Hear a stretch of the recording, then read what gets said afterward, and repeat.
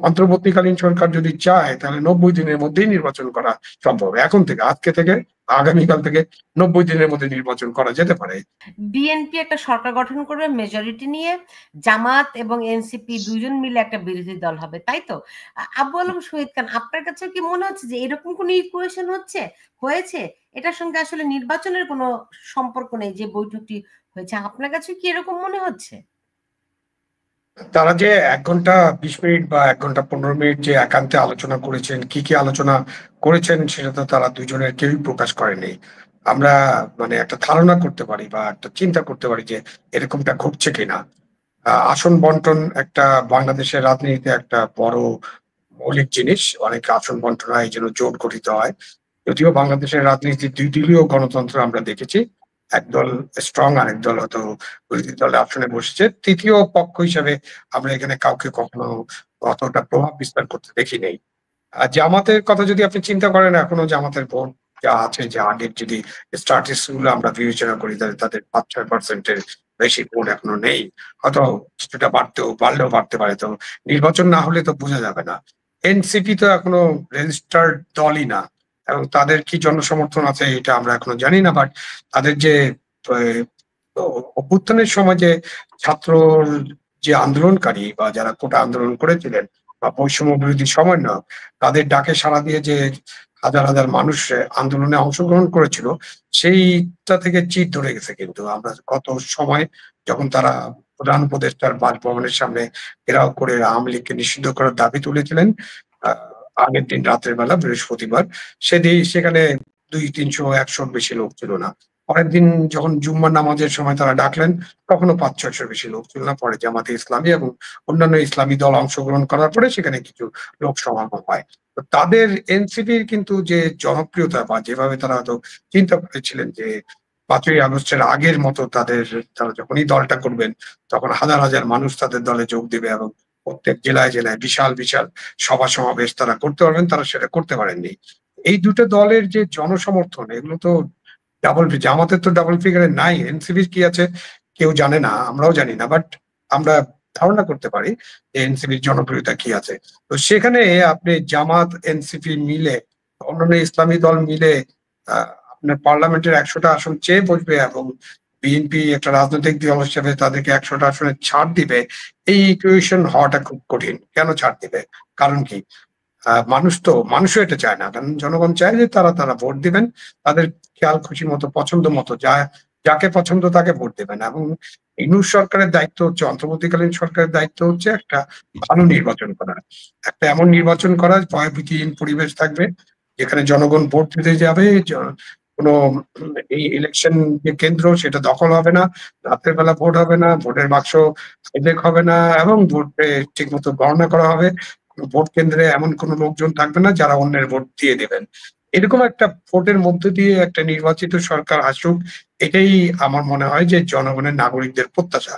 কারণ আমরা যদি বলি ১৪, ১৮, ২৪-এর নির্বাচনে আসলে সেইভাবে ভোট হয়নি এবং সাধারণ মানুষ কিন্তু ভোট দিতে যায়নি, এটাই সত্য কথা। তো সেই জন্য সাধারণ মানুষ যারা ভোট দিতে পারেননি এবং যারা নতুন ভোটার হয়েছেন, তারা তাদের ভোট প্রয়োগ করতে চান।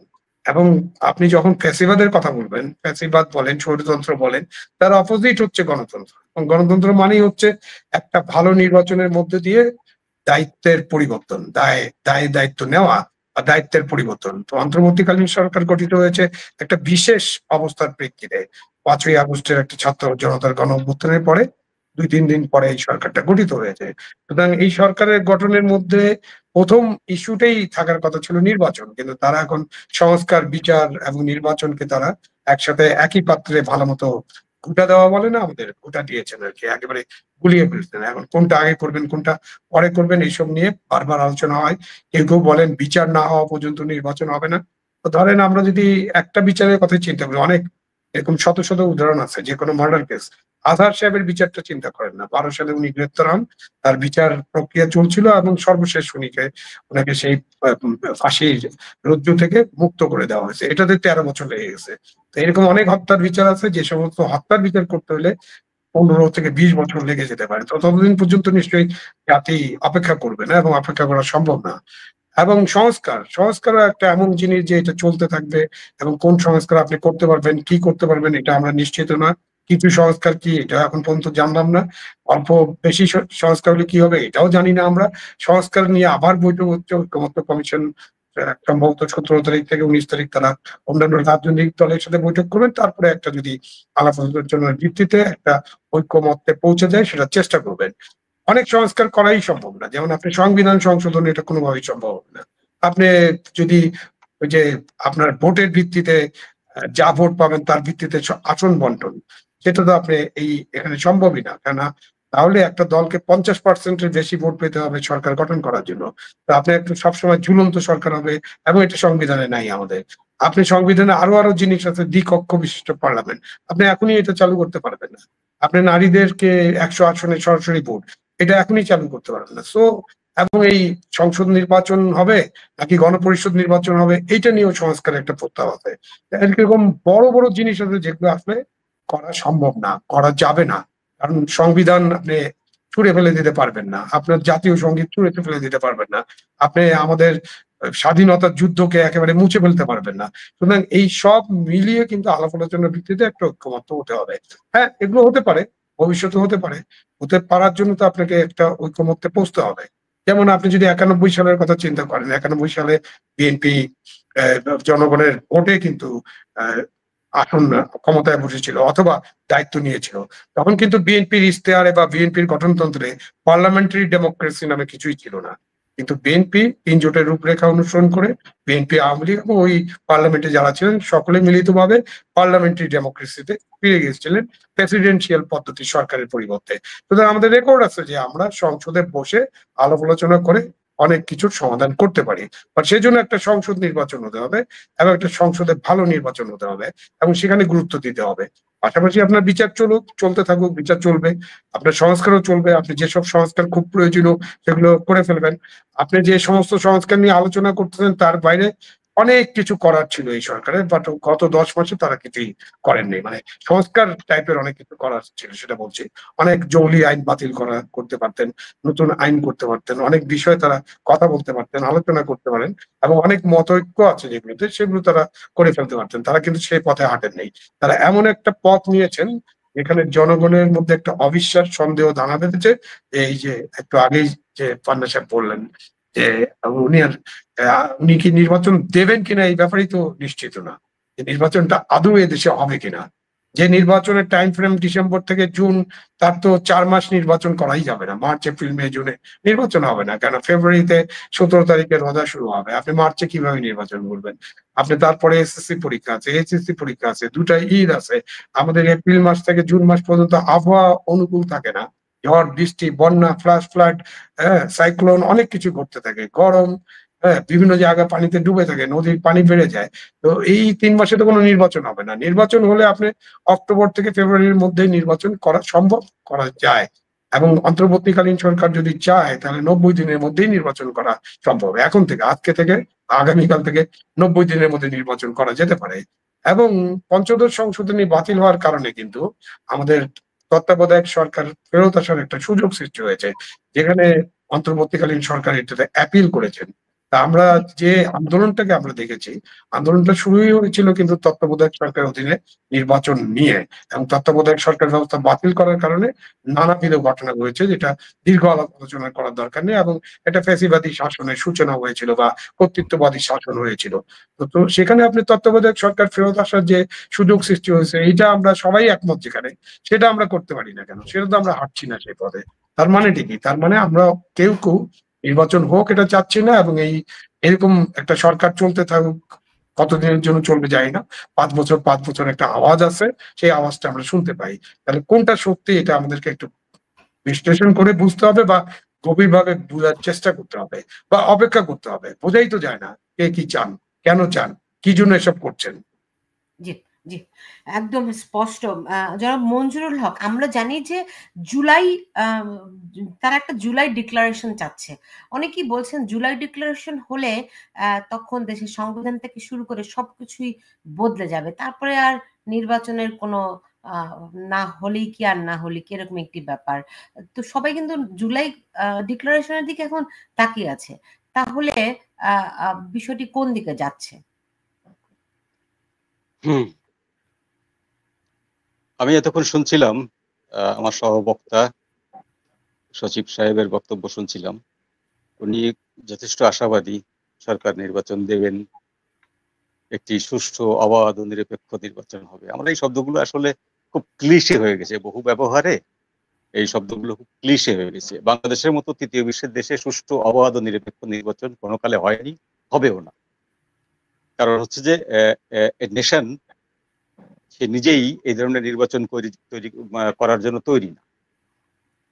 তো একটা নেশন যখন তার বীর পূজারী হয়, তার মানে সে বীরকে পূজা করতে শেখে। তো সেই নেশনটাই যদি দেখা যায় তার বীরকে মাথায় উঠে পেশাব করে দিচ্ছে, মাথায় উঠে বাড়ি মেরে ভাঙছে, এবং সেই দেশের সেনাবাহিনী সেই ভাঙার ব্যাপারে সহায়তা করছে, তার মানে বলতে হয় যে নেশনটার নির্দিষ্ট কোনো গন্তব্য নেই। এই নেশনটাকে আপনি নির্দিষ্ট একটা ছকে ফেলতে পারবেন না। আপনার কাছে আমাদের সবার কাছে কি মনে হয় না যে 5 আগস্টের আগে সারা বাংলাদেশের প্রত্যন্ত অঞ্চলে আপনি যেখানেই যাবেন, একটি পান দোকান থেকে শুরু করে শপিং মল পর্যন্ত সবখানে যে মনে হয়েছে যে আওয়ামী লীগ ছাড়া দেশে অন্য কোনো দ্বিতীয় দল নেই। পোস্টারিং, লিফলেটিং, ব্যানার, বিভিন্ন ছবি, দেয়ালের নাম, মুরাল, তারপরে ভাস্কর্য, সবকিছু মিলিয়ে সারা দেশে একটা আবহাওয়া ছিল এরকম যে আওয়ামী লীগ ছাড়া বাংলাদেশে দ্বিতীয় কোনো রাজনৈতিক দল নেই। এটা মনে হতো, সবারই মনে হতো, আমাদের প্রত্যেকটা প্রত্যেকটা ব্যক্তিকে মনে হতো যে আওয়ামী লীগ করে। হয়রাজ 5 তারিখের পরে যে কোনো মানুষকে দেখেই মনে হয় যে এনটি আওয়ামী লীগ। সেই রিক্সা চালক থেকে শুরু করে সেক্রেটারিয়েট পর্যন্ত, সেনাবাহিনীর ঊর্ধ্বতন কর্মকর্তা থেকে সেপাই পর্যন্ত সব জায়গায় মনে হয় যে এনটি আওয়ামী লীগ একটা বাতাবরণ, একটা পরিবেশ বইছে, একটা লু হাওয়া বইছে, সেই লু হাওয়াটার নাম হলো এনটি আওয়ামী লীগ। তার মানে কি? তার মানে হচ্ছে আমাদের নেশনের নির্দিষ্ট কোনো আইডেন্টিটি নাই। কোনো আইডেন্টিটি নেই।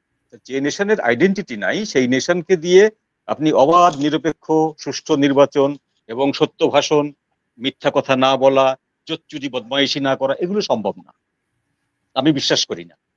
তো প্রফেসর ইউনূস প্রথম দিনই নির্বাচন করতে আসেননি, প্রথম দিনই তিনি বলে ফেলেছেন তিনি নির্বাচন করতে আসেন।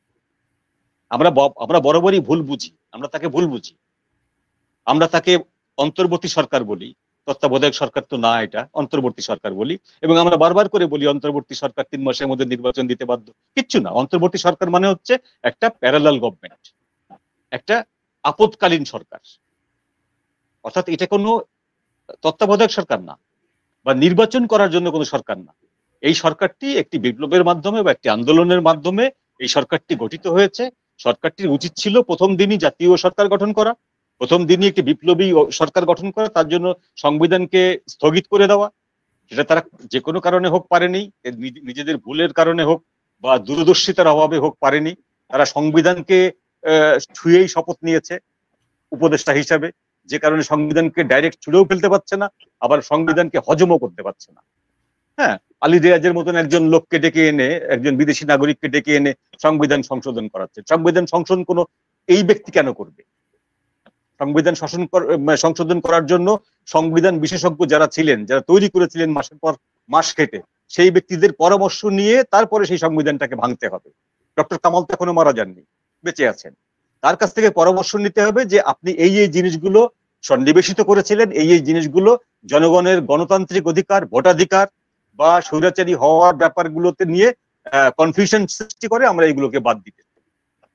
আপনি তা না করে একজন বিদেশি নাগরিককে ডেকে এনে বসালেন, যে বিদেশি নাগরিকটা তার জীবনের অনেকটা সময় ন্যাটোর পারপাস সার্ভ করে এসছেন। যাকে আমি এই বিষয়ে যাচ্ছি না, আমার কথা হলো প্রফেসর ইউনূস নির্বাচন করার জন্য আসেননি। তিনি এসছেন একটি তথাকথিত বিপ্লবী সরকার বা একটি আন্দোলনের সরকারের প্রধান হিসাবে এসছেন, এবং তার ব্যক্তিগত যে বিষয়গুলো আছে সেগুলোর বাইরে সমষ্টিগতভাবে তিনি একটি নতুন জেনারেশনকে শাসন ক্ষমতায় আনতে চাইছেন। একটি নতুন জেনারেশন শাসন ক্ষমতায় আসবে, সেই জেনারেশনটাকে তিনি প্রথম থেকেই গড়ার চেষ্টা করেছেন, লাস্টে পেরেছেন। কিংস পার্টি বলি যাকে আমরা, এরকম একটি জেনারেশন সর্বস্তরে কিন্তু ওই নতুন জেনারেশনটাকে উনি নিয়ে এসছেন।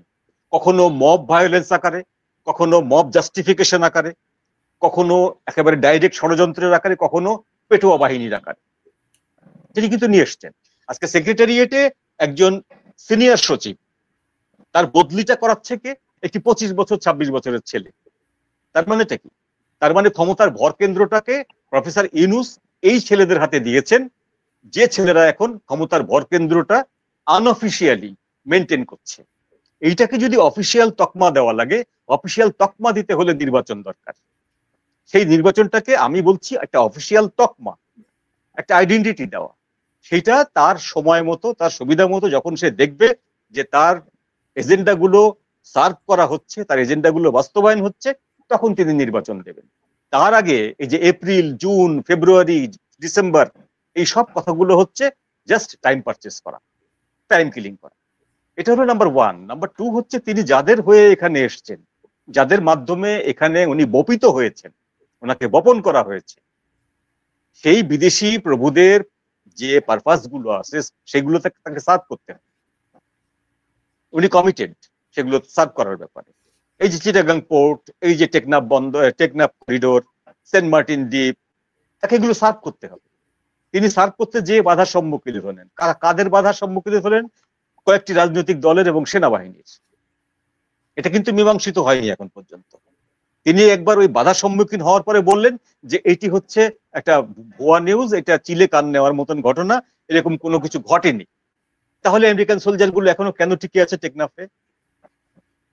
তাহলে সেই করিডোর দিয়ে কেন লজিস্টিক চলে যাচ্ছে রাখাইন আর্মির কাছে? কেন যাচ্ছে?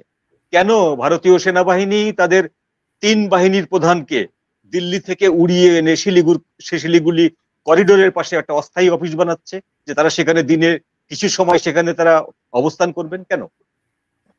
কারণগুলো হচ্ছে যে আমরা যেখানে আমেরিকাকে সৈন্য ডিপ্লয় করতে দিয়েছি, যেখানে করিডোর দিচ্ছি, সেই জিনিসগুলো হচ্ছে প্রফেসর ইউনূসের কমিটমেন্ট। নির্বাচনে আসার আগে, অনেক আগে থেকে তার এটা কমিটমেন্ট, ডিপ স্টেটের সাথে তার এটা কমিটমেন্ট। তিনি সেই কমিটমেন্ট রক্ষা করবেন, তিনি ইয়াং জেনারেশনকে ক্ষমতায়ন করবেন, তিনি বিএনপির মতো, আওয়ামী লীগের মতো প্রাচীন যে দলগুলো যারা মারামারি কাটাকাটি করে, এদেরকে ভ্যানিশ করবেন। এদেরকে একটাকে ভ্যানিশ করেছেন, আর একটাকেও ভ্যানিশ করবেন। করে তিনি জামাতের মতো কিছু লোককে আইএসআই এর মাধ্যমে বাংলাদেশে এস্টাবলিশ করাবেন, সংসদে এবং সংসদের বাইরে। এবং এনসিপির মতো তরুণদেরকে ইনি প্রশাসনের সর্বত্র প্রবেশ করাবেন। এই সেক্রেটারিয়েট থেকে সিনিয়রদেরকে বাদ দেবেন, বাদ দিয়ে এইসব ইয়াং ছেলেরা সেক্রেটারিয়েটে বসবে, প্রত্যেকটা ইয়েতে যে বসবে। আপনি ধরেন পিআইবি সেক্রেটারি, পিআইবি মহাসচিব কে হয়েছে? তার বয়স কত? বাসসের প্রধান কে? তার সাংবাদিকতার রেকর্ড কি জানেন কেউ? কেউ জানেন? বাসসের প্রধান যে হয়েছে তার সাংবাদিকতার রেকর্ড কি? কোন পত্রিকায় সাংবাদিকতা করেছেন? তিনি তো কখনো সেই অর্থে সাংবাদিক ছিলেন না। সাংবাদিক ছিলেন না। এখন এই যে পয়েন্টগুলো আমি বলছি, এই পয়েন্টগুলো হচ্ছে প্রফেসর ইউনূসের হিডেন যে মানে আপনার মনোবাঞ্ছা সেইটা। আর যেটা প্রকাশ্যে উনি বলছেন সেটা হলো যে আমি একটা সার্টেন টাইমে নির্বাচন দিয়ে আপনাদেরকে দিয়ে চলে যাব, আমার এই ক্ষমতার লোভ টোভ নাই। কিন্তু রিয়েলিটি হচ্ছে যে তিনি কোনোভাবেই নির্বাচন দেবেন না। অর্থাৎ নির্বাচন দেবেন না এটা কখনো মুখে বলবেন না, নির্বাচন যাতে না হতে পারে সেই রকম কিছু সিদ্ধান্ত নেবেন, যে সিদ্ধান্ত নেওয়ার ফলে এই যে বিবাদমান পক্ষগুলো, এই পক্ষগুলো একে অপরের সঙ্গে কামড়াকামড়ি করবে। এখানে নির্বাচন হওয়ার কোনো সুযোগ নেই। আর যদি নির্বাচন হয়, সেই নির্বাচন কোনোভাবে শান্তিপূর্ণ হবে না, কারণ আওয়ামী লীগকে বাইরে রেখে নির্বাচন করা মানে হচ্ছে আওয়ামী লীগকে আন্ডারগ্রাউন্ডে পাঠিয়ে দেওয়া। আওয়ামী লীগ আন্ডারগ্রাউন্ডে চলে গেলে কি করবে? সে স্যাবোটাজ করতে পারে, সে স্যাবোটাজ নির্বাচন কেন্দ্রে সে হামলা করতে পারে। আমাকে যখন নির্বাচন করতে দেওয়া হলো না, আমি যখন খেতে পারবো না নারকেল গাছের নারকেল, এই ডাব আমি গাছের গোড়া থেকে কেটে দেবো। বাঙালির তো ক্যারেক্টার আছে এইটা। তো সুতরাং সহজ শান্তিপূর্ণ অবাধ নির্বাচন হবে আওয়ামী লীগকে বাদ দিয়ে। আর সেই নির্বাচন বিদেশি শক্তিগুলো, আন্তর্জাতিক শক্তিগুলো সেগুলো মেনে নেবে, ব্যাপারটা তো সহজ না। জাতিসংঘের কথা বাদ দিলাম, আমি জাতিসংঘের কথা বাদ দিলাম, 5টি পরাশক্তি যারা আছে, সেই পরাশক্তিগুলোও তো যারা বাংলাদেশ যাদের উপরে ভীষণভাবে নির্ভরশীল অর্থনৈতিকভাবে। আজকে প্রফেসর ইউনূস লন্ডনে যে বারবার তাকে স্টারবারের সঙ্গে দেখা করতে চাচ্ছিলেন কি জন্য? টাকার জন্য।